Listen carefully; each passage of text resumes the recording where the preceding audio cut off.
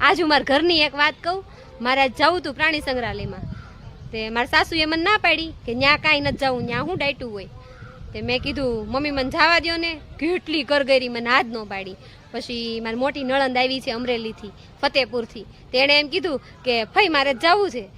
તે પછી એણે હા પાડી કે જાઓ બે ભાણકીનું સાચવું છું ને આ બેને લેતા જાઓ. તો આ બેને ઘરેથી લઈને આવ્યા, અને આ મારી નણંદ અને એક મામાજીની દીકરી બેને લઈને આવ્યા. કેમ બાકી નણંદુ આપણી હારે જ હોય, ના જ ન પાડે. પણ જબર ને ગમે એમ કરીને પટાવી લઈ, સાસુ નહીં પટાવી લઈ. આવું તમને બહુ ફાવે.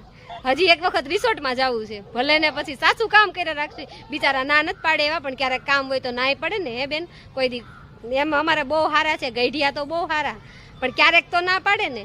એને પછી જીવ હોય ને, આપણે રખડવા વયા જાય, એને પાછળથી કામ કરવું પડે, ના ન પાડે, ક્યારેક પાડે.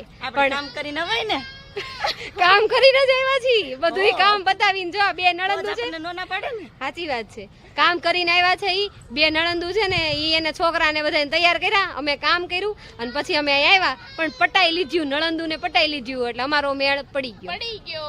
Bye bye. Bye bye.